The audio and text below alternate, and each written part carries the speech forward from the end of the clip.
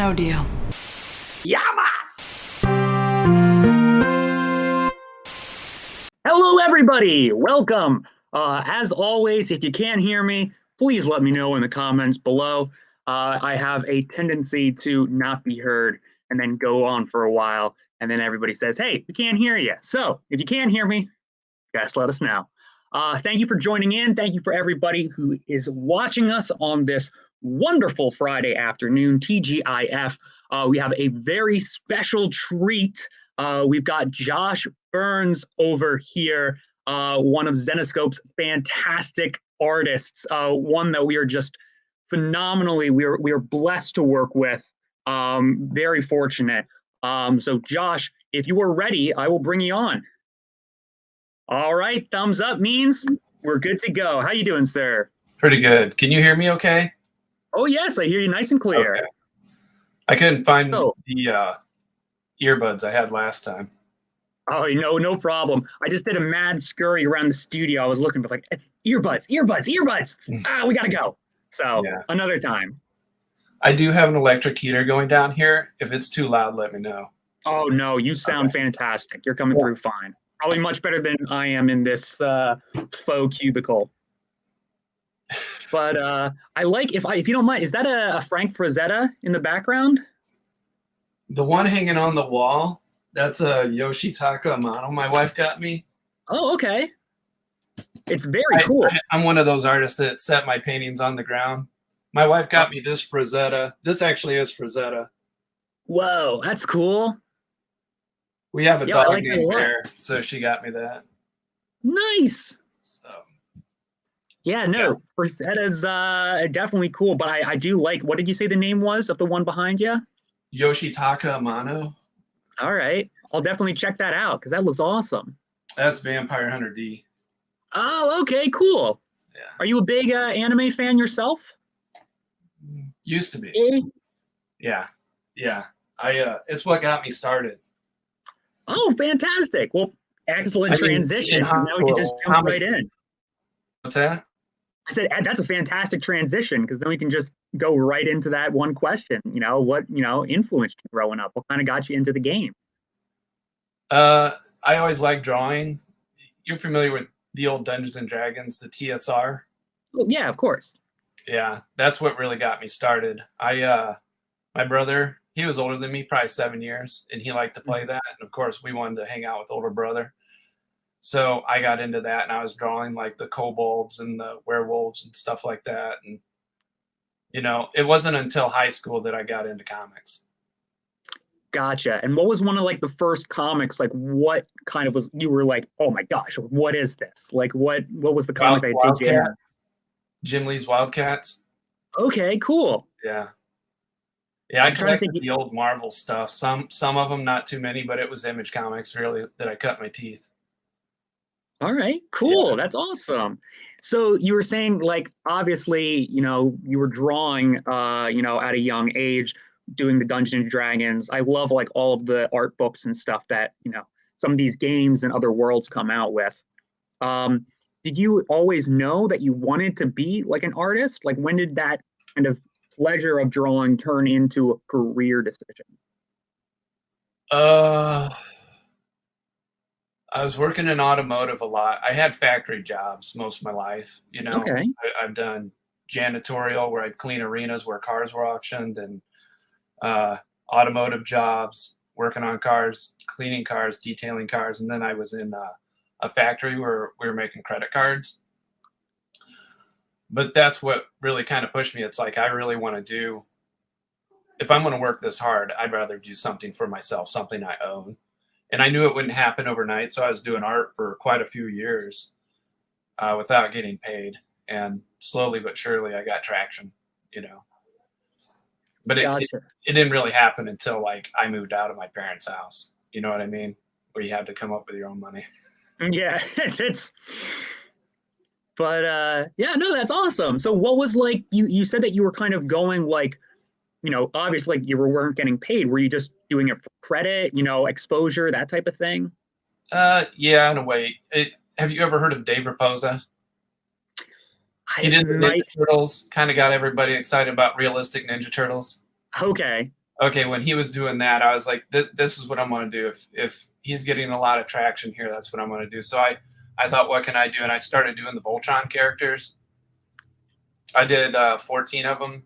And then I guess the people that own Voltron, World Event Productions, they contacted me. They were pretty happy about that. And then I thought I'd do some Silverhawks, and I would do Yo, random things, but it was all just kind of fan art. Do you like the Silverhawks? yo, Silverhawks. Okay, well, if you look me up, I've got some stuff. I even put all their faces on a banner. Yo, that's awesome. I'm gonna, honestly, as soon as this is done, I'm gonna go look that up because Silverhawks to me, like, I love that it's, obviously, everybody was trying to do Thundercats. Everybody was trying to do like what anthropomorphic or, what cool, but the Silverhawks just with the chrome suits, the intro theme song, the dude that plays the guitar. That's actually where I learned to paint metal. Before that, my metal was all like plasticky looking, and I was like, I got to get this down. So I was looking up chrome motorcycles, chrome sports cars, where they pull that metallic vinyl over like a Lamborghini and stuff. Mm-hmm. So I thought if I can get this down, I can get it. And learning how to paint metal actually helped me to paint so many other textures. Well, that's so interesting too that you were saying that you had a lot of automotive jobs, and kind of working on cars and stuff, and then kind of replicating that metallic look, that reflective material kind of thing. That's cool. Yeah, no, the automotive stuff I was doing was more of batteries, tires, coolant Okay. exchanges. And then when I got into maybe not all of the chrome and stuff that you're doing there. I was looking at dirty oil under cars. Oh, all right. Maybe not as polished as the Silverhawks then. That's like the Silverhawks cousins. No, I did get in the collision part where they were repairing the cars and doing paint jobs, and then in the after hours I'd paint my motorcycle helmet, or I'd bring in one of my older junk cars and I'd try and paint two-tone on it and pinstripe it. So, but I mean, I did do some of that. It wasn't all just grimy stuff. Gotcha. No, that's cool. Definitely an opportunity for you to, do some creative expressions, during the profession. Yeah. But when you said that you were, kind of going underpaid or, not paid, not recognized, just kind of doing fan art and stuff. So what would you consider like the first big break? Like, obviously you have a lot of early stuff out there, but what was the moment for you where you were like, I'm in? Like, even if it's a foot in the door. You guys. Yes! That makes me so happy to hear. Because not only I don't know if Ralph had his hand in it or what, but my break came in through an agent. I don't want to mention their names, but I was looking for work. I was putting my name out there to this agency, and it was apparently with you guys, and they got me on Escape from Monster Island issue 2A. Yes. Yeah, so that's an how awesome I got one. it. And after that, I just contacted you guys directly, and it was 2015 or 2016. So it's not like I was working with you guys consistently. It was like maybe 4 covers a year, and then it picked up. Gotcha. Well, that's so cool. Because you're not the only artist that said like that Zenescope was, their big break or their introduction. Like we spoke to Ivan Tao, and we spoke to I don't think it was Crystal Lara. And they were both saying that their first exposure, their first in was Zenescope. So yeah, that's super cool. And hopefully you still, will continue to work for us. Because I know everybody's a huge fan. Believe it or not, you guys are my favorite publisher.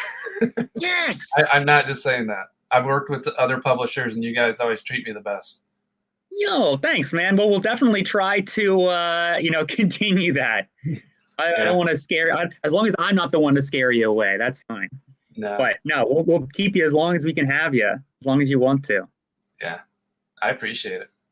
Yeah, well, I do want to quickly talk about your. This is a cover that I briefly talked to you about in the email that I just want to show because this is probably, would you say, your most recent?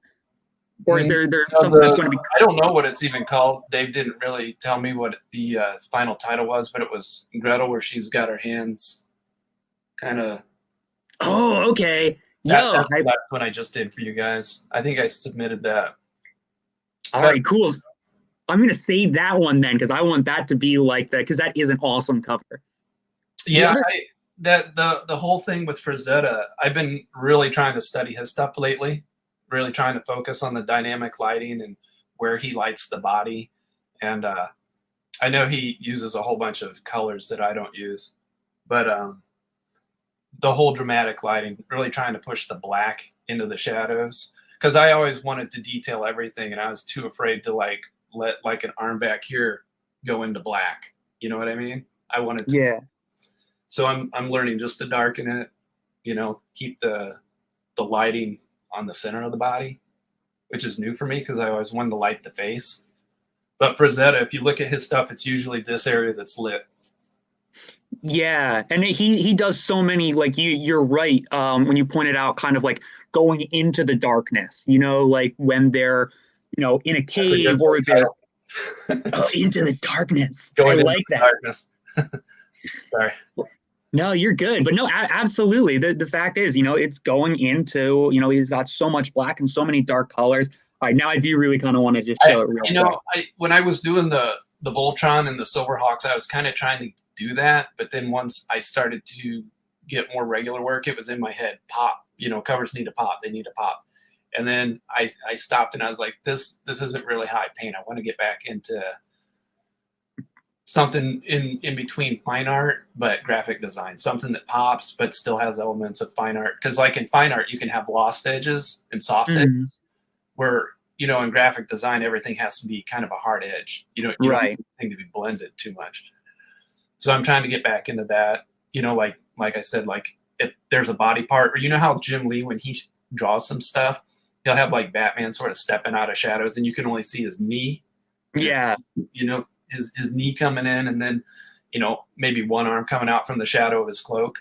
Like I really like that stuff, but I have a hard time because I want to draw the entire thing, or paint it. So I forget where I was going with that. No, you're good. That tends to happen with me.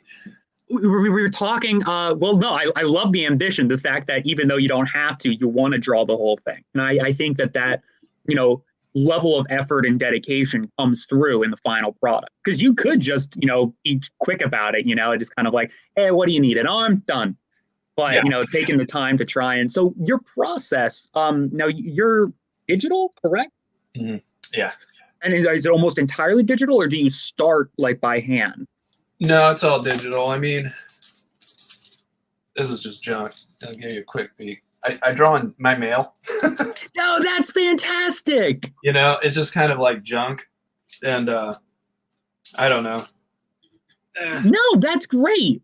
The fact, but do you ever transfer like that stuff over? Like the things that you draw, like you doodle or sketch up, does that serve as, kind of a stepping stone or a launching point for when you're ready to kind of work on that, canvas?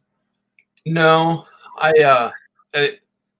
when I'm doing a cover for you guys or anybody else, I'm trying to think in my head what might be interesting. It's so hard to come up with stuff over and over and over again, because generally there's a certain thing that sells. It's mid thighs up, sometimes it's front, sometimes it's back, sometimes it's, like a sideways view.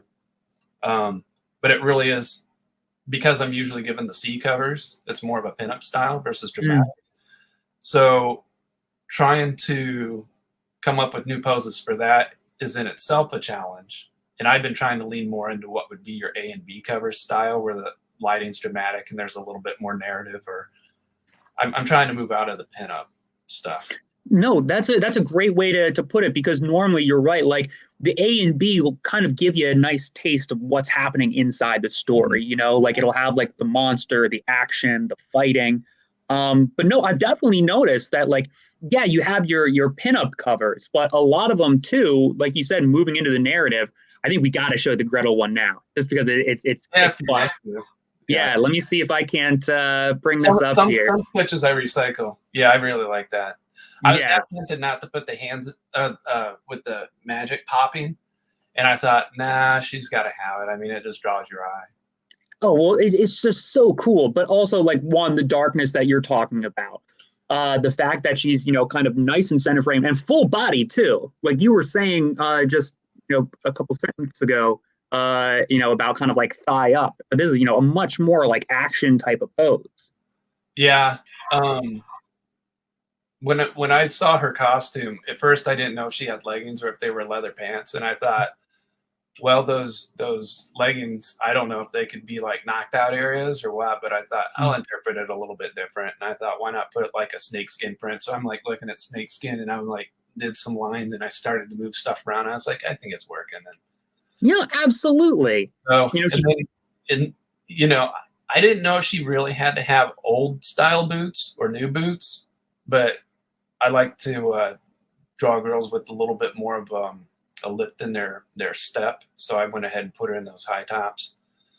So, but everything else is pretty close to the original that I could see. You know what I mean? Like she, yeah.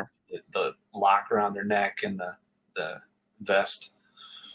Oh, you're getting a lot of love from the fans too. I don't know if you can see in the comment section. Oh, I see it now.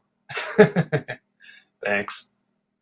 Yeah, but no, that is a fantastic piece. And again, you know, like you said, you still get, you know, the full girl, you know, full, you know, I wouldn't, you know, say like pinup, but you still get, you know, the girl in her friggin' action, you know? Yeah, the sketch, you know, sometimes I recycle sketches because it's like I said, it's hard to come up with ideas. Here, I'll show the sketch that you sent over here. Yeah, that was like my initial idea. You know, as I'm scrolling through like cosplayers, I'll see if one of them do a good pose, or I like the pose with one hand, so I remember that and I throw that in a folder.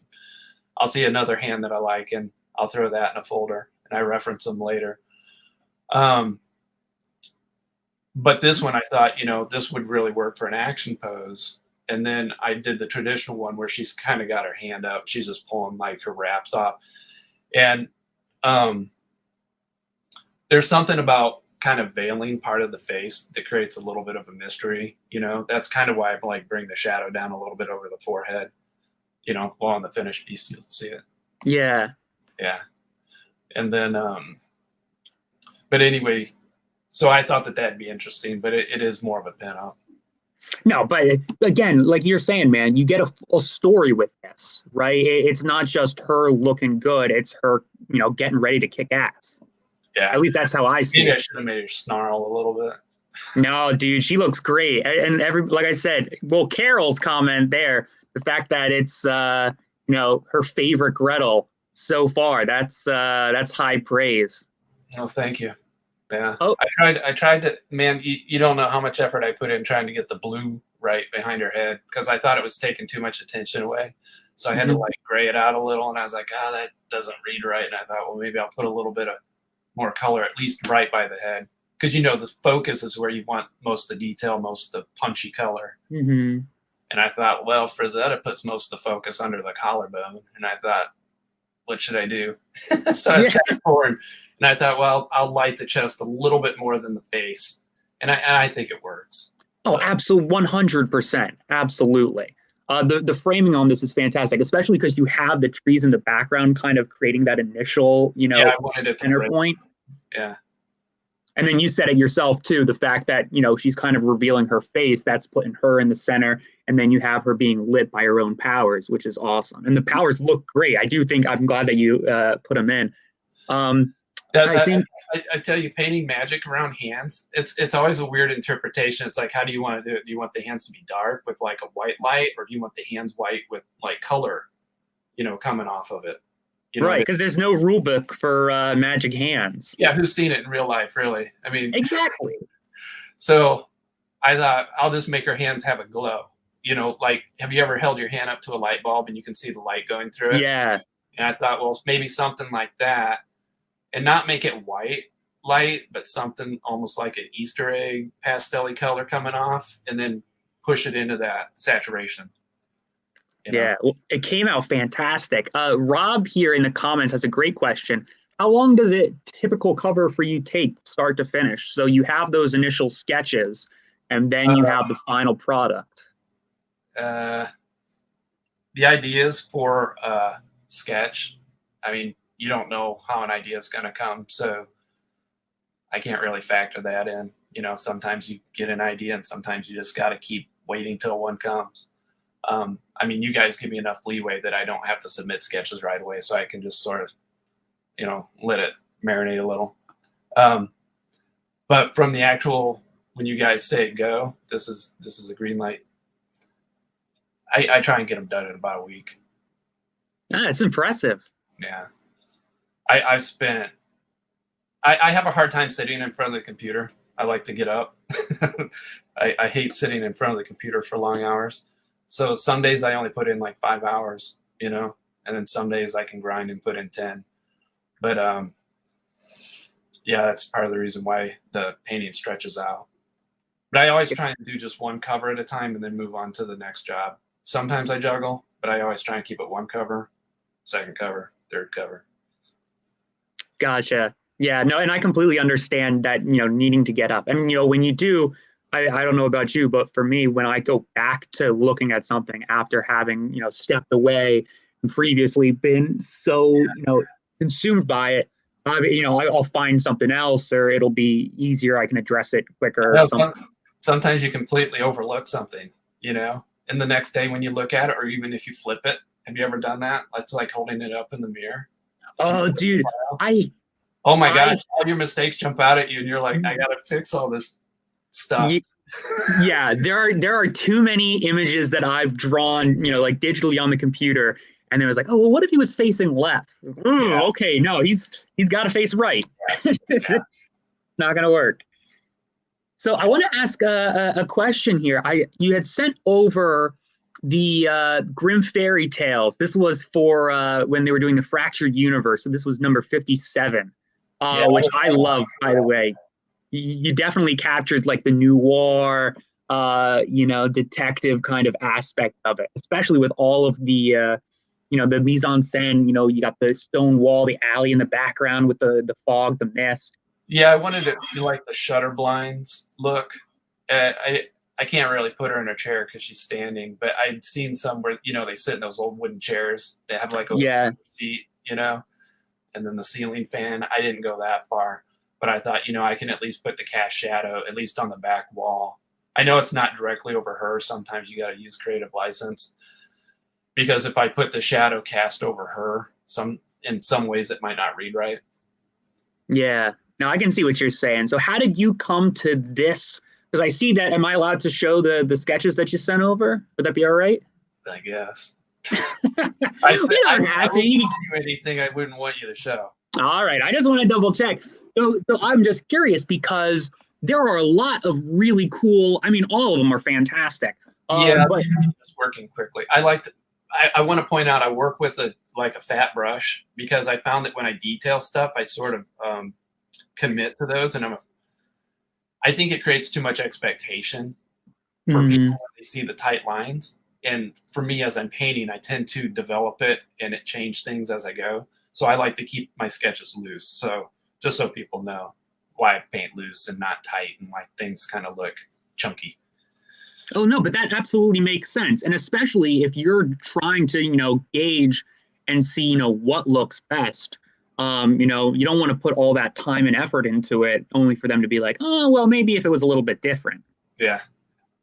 So what was the final decision? Right there. That was the go. But I was playing around with ideas. Maybe she didn't have a suit. I know Dave gave me some, I wouldn't say a style guide, but guidelines to follow. Like, she needed to have like a trench coat and stuff. And I thought, well, maybe she could have like strap suspenders on her. And then this sketch that they approved, I thought this axe is like kind of in the way. And I thought, why not just put it up in her hand and put her other hand on her hip, so you get more of a straight on shot. Yeah. So my wife was like, how come you're giving that hatchet to her instead of, one of her fancy weapons? And I was like, well, that was kind of the reference I was given. Back then, I looked it up, and those were the style of hatchets they had back then. Yeah, no, I'm all about it. And again, you make it fits the theme, like it all comes together. Yeah. So who makes the final decision? Is that Dave or is that you? Do you have some input? Like, I'm really leaning towards this one. I think we should do that one. Normally what I submit, Dave's, I don't know if he makes the decision, but he tells me that it's usually good. But sometimes he'll tell me certain things need changed. Like that one in particular, I had a black mask on her. Okay, gotcha. He goes, can we make it gold? And I wish I had more time. I probably would have made it more metallic-y. you know? Oh, it looks fine, dude. I love it. Yeah. No, that one's a great one. I also this was one that this is coming out on this upcoming Wednesday. So this is going to be for Cinderella versus the Tooth Fairy. Which and that's the other thing too is I think when it's Dave stacks his book with some fantastic covers. So like the A, the B, the C, the D. This book has got a lot of good ones, but I love this. I thought this was kick butt. Thanks. Um, I made the background cracked. If you see the walls cracked, I thought because she's a little bit nuts, like Harley Quinn, I thought, why not just make, even for visual interest, but I put those, you can't, I'm pointing at my screen like you can see it. You're fine.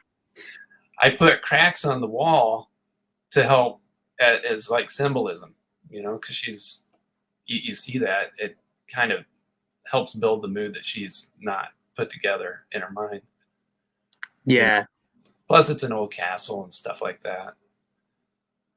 So I got good at painting candles, or at least the candle light, the little flame. Well, hey, that's Carol even pointed that out. He just loves the glow of the candles. Oh, yeah. That was specifically, but no, this one looks fantastic too. And again, I would argue more of like an action shot. You're getting the story of the character in addition to that, kind of thigh up thing you were talking about. Yeah. So no, I definitely I have a habit when I look at my old work, I'm analyzing it, and it's like I want to fix some things. This is why I can't go back and look at my old artwork. I think it drives some editors crazy when I'm like, "Hey, I got a revised piece. You want to look at it?" And they're like, "It's too late, buddy." And I will show one other one, and it's crazy because every time I think I've found like, oh, this is my favorite Josh Burns cover, like another one will pop up and I'm like, oh, yo, this is Josh Burns too. This is insane. Like, I don't think you saw, Casey posted on our Facebook, probably earlier in the week to promote the interview. And she used, I think, no, that's fine. I use it for work, but it's, what was like Wonderland issue, I think 47 or 49. If you remember that one, but it's very good. Wonderland 47. I know 57. Oh, it might have been. And oh boy, yeah, I can't. That's fine. I'll try and find that here. But this one too. Again, I didn't see this. This one's insane. I had no idea that this was a thing until you sent it over. Yeah, I trying to make costumes look more like costumes and not like like I just changed the color of the skin, like. Yeah, that's what like they always said. I remember reading some old Marvel books that a lot of it was just drawing the character and then coloring on. Like the costume, like Spider-Man, you just draw the figure, blue and red, you're done. I do have to say that's part of the reason why I collected comics, because I felt like if I couldn't see the anatomy underneath as an artist, I wouldn't have bought it. So it was funny. You'd always see Jim Lee doing these drawings of like girls at cocktail parties. And it's like he just draw like a dress on them. And it's just like you can completely see the anatomy underneath. Like that makes no sense. But it's like if the inker Scott Williams would have inked out those lines, I probably wouldn't have bought the books, Mm-hmm. So that actually is a great segue too. What are some of your, we talked about, Casey! You're the, unless it was somebody else, but I'm assuming it's my girl, Casey. That's my second cover. This is your second cover that you ever did for Zenescope? Yeah, that's fairly old, man. That's 2016. That's insane. But again, see, that's why I didn't know that was one. I didn't even know that it was a cover until Casey pulled it out of the archives because we've sold out of it. That's how good it was. Oh, because I think that was the C cover, and we have it. Believe it or not, I think I've done about 50 covers for Zenescope. Yeah. Do you have a favorite? I think it's 49 actually. I counted it up, and I was like, oh shit, that's a lot of covers. Mm-hmm. It doesn't even feel like it. So do you have a favorite that you've done out of all of them? Oh, I think I had to write it down. The Man Goat and Bunny Man. You remember that one? Oh, the one where she's like holding a rabbit. Yeah. Yes. Got the little plastic hatchet, and then the what was the other one? I had to write them down. It's an old one as well. It's Van Helsing versus the Werewolf, issue 6. It was written by Chuck Dixon. Okay. Pretty far back. I remember reading the series, but I can't remember that particular cover. I just like the Gothic style stuff. You know, like the Iron Maiden one I did. Yeah, that was a good one too. And the long red Sonya styled hair. So, yeah. Yeah, awesome. So what are your you were talking Jim Lee, Frazetta, what are some of your other like artists that you say inspire, or influence you? You know Mark Silvestri? Give me some, what was he done? He did Cyberforce. He did X-Men before he left. Okay. He was part of the founding group that did Image. Okay, so he was with the Rob Liefeld, Jim Lee, all those guys. McFarlane.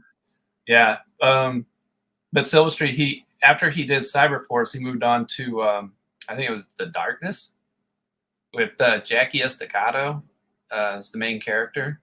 It's part of the mafia mob, but the shadows would come out and fight for him. Oh, that's cool.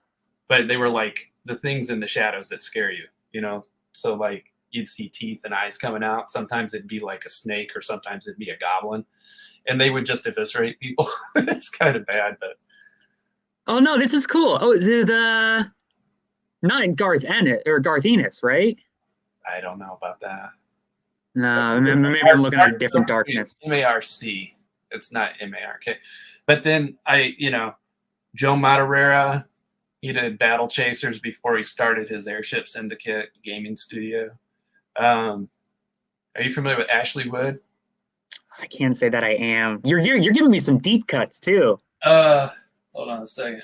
Or at least deep cuts for me. Ashley Wood did the. I keep some books handy next to me. Oh, awesome! Is that all Metal Gear? Yeah, he didn't do the stuff for the game, but his style's a lot like that. He does painted stuff. Oh, no, absolutely. Yeah, I recognize that for sure. Lola, he did Hellboy. I like his stuff. Yeah. And then if you like anime, you might know Tite Kubo. He did Bleach. Okay. Yeah. I really like his stuff. Masahiro Yoshitaka Amano. Well, it's funny because you were talking earlier about kind of hiding stuff. I was having a conversation the other day about Mike Mignola, who I loved all of his work. It's fantastic. DC, Dark Horse, whatever.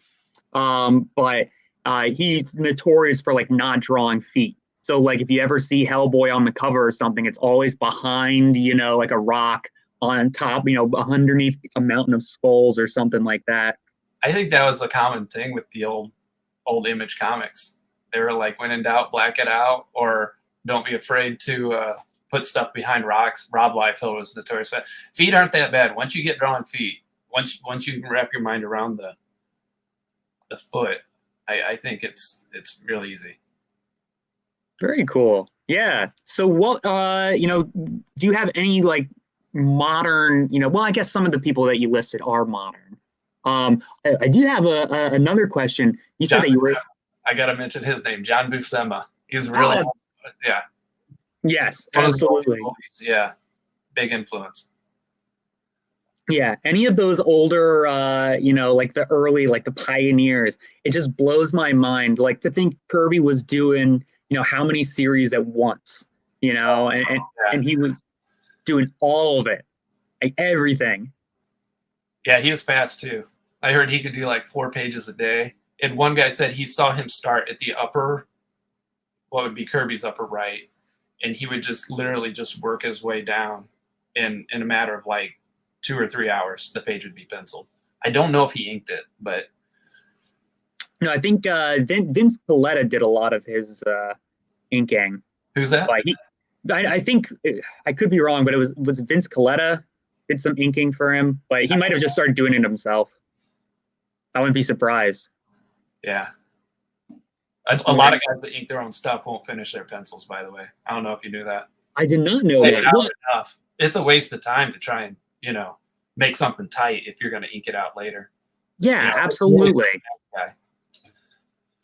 What's that? No, you're absolutely right. If you're going to be inking it yourself, you don't need to make the outline for people to fill So, in. You know what you're doing. yeah. So, what would I want to open it up because we're starting to run out of time. We're coming down to the end here. Oh, So if anyone if anyone listening or watching wants to ask a question, has any questions for Josh, let us know in the comments section. But I would love Josh to ask some questions about you, the person, if that's all right. yeah, that's fine. Don't ask about politics or anything. Oh, no. Well, I'm more interested in this adoption dog that you mentioned. Oh yeah, he's showing up at 3:30, I think. Yeah. Today? So, yeah, I mean that's why it's kind of crazy. And then I've got I got 2 deadlines due tomorrow, so my schedule is so tight right now.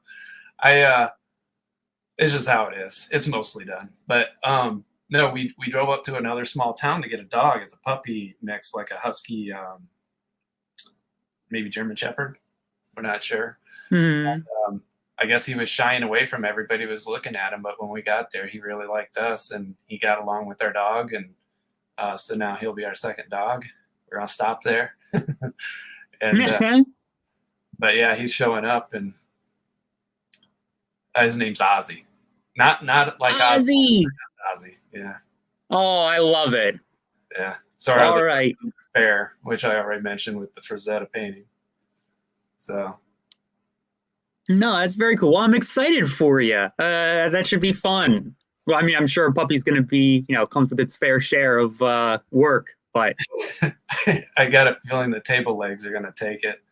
I got one of those old shipping tubes, those round ones. I'm going to cut them in sections and sleeve the table legs. That's smart. That's good thinking.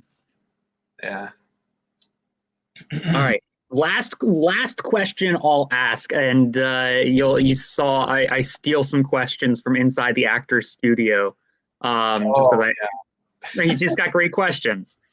So, what would you say is your favorite word? When I read that, I was like, I don't understand this question. I don't have a problem with words. You got to have a words like I love exemplary. Exemplary is a big word, or collusion. We've been using collusion because apparently fantasy football in the office, Casey did some colluding. I like the word cavalier, I guess. Cavalier, that is a good one. Like I was watching these guys. I watch people play video games. I can't do it anymore. It takes too much time. Give it up. But these guys were playing the game called GTFO. It's an acronym for Get the F Out. Yeah. And so, I'm not sure. I think Anthony Jones, Robot Pencil, did the artwork for it. It looks like stuff he's done. That's not confirmed. And these guys are running through there and playing this. And the game's, how hard it is. And all these aliens run out and destroy you like within 2 minutes. If you wake them up, they all just rush you. But they all ran in there and just started hitting them all, knocked them all out at the same time. And I heard the guy goes, "That was awfully cavalier of us." And I was like, I like the use of that word right there. It's cavalier. I think maybe used it wrong, but I liked how he used it. I think it's more bravado. Yeah, absolutely. We'll put it in the back of your head, wait for the right moment, and then you pull it out, and everybody goes, "You say cavalier."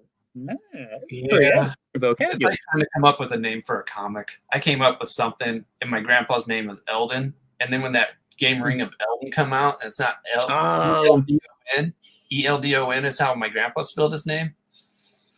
And then when that Ring of Eldon game come out, I was like, people are gonna think I'm ripping off this game. And it's like I got to change the name. It's like this is so yeah. All right. Last question. Eric wants to know, what does your shirt say? Oh, my wife got this for me. Nice. It's in my DNA. Very cool. My last name being Burns. Yeah. I'm Scottish, but I'm mostly German and English. All right, cool. Good to know. Irish, Welsh, all that. All the good stuff. Yeah. A I seem fellow to take more Irishman. pride in my Scottish heritage than anything else. I don't know why. No, dude, I'm the same way. Like I'm a mutt. Everybody from my side of the family, has come over and just. But no, I have a good chunk of Irish in me, and I got a good chunk of Ukrainian. So there's something about that I just, and I guess probably comes back to parents, like what traditions you celebrated, or I guess it's in your DNA, man. You decide. Yeah, I really have not much. I've been to Scotland, Iceland, Sweden, as regarding Europe, but I don't really have a longing for any heritage there. You know what I mean? Mm-hmm. I'm just a redneck man. Like, that's all I've been happy with. But All right. I don't. Well, I'm seeing some questions in the comments, and then I'll let you go because I know you got to get that dog. You got double deadlines. Yeah, I got to finish getting the house cleaned up. But do you do commission work? Do you have stuff coming out? Do you have a website? Where can people go so they can get directly Josh Burns? If you Google Josh Burns art, you'll find me. I've been sort of culling the herd when it comes to what I have out there. So I've deleted my Twitter. I've deleted my Tumblr, stuff like that. I have ArtStation, DeviantArt, and Instagram. So if you Google me, you'll find it. And I still have my Facebook page, but I never get on it. It's just there collecting dust. I logged in a few weeks ago, and I saw people were emailing me from January, and I was like, oh, I'm so sorry I don't get in here, and I don't get any response back because I send all my Facebook messages to my junk folder. Mm-hmm. Yeah. So if you look me up there, you can do that. Commission wise, I don't do commissions anymore. I'm so busy with published work. Yeah. So yeah. And as far as a website, I don't really do, I started building one and then I stopped, and it's like, I hate building websites. Yeah. No, go for it. If Instagram and ArtStation got it set up, you can just drag and drop. Go for it, man. Absolutely. I'd be able to find you the same. I just don't get online very much. It's like I get on to watch videos, but social media, I don't do it. No, I'm like, what am I doing here? It's like I got things to do. Yeah, right. It's like I'm stuck here in this virtual world. I gotta get out. Let me out. But very cool. Oh, Trent said just Googled Josh Burns. There you got a mixed martial artist. Are you a mixed martial artist? No. Okay, no, that's fine. No, but he's not one that we know about. I only weigh 155, at most 160. This guy looks like he would eat me for breakfast. He's like 250 pounds. He's a big guy. Hey, well, don't sell yourself short, man. I think we got you. You're a big dog in our house. I'm myself short. I cannot beat this guy up. If you look at him, he's the juggernaut. With enough gumption, a positive attitude. With enough gumption and a positive attitude, you can do anything you set your mind to. I'd run. That'll be the only thing on my mind if I was in a ring with him. That's fine. Hey, whatever you got to do.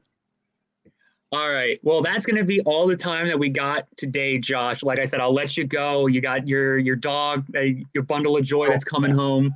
And say hello to Ozzy for us. And good luck with the double deadline.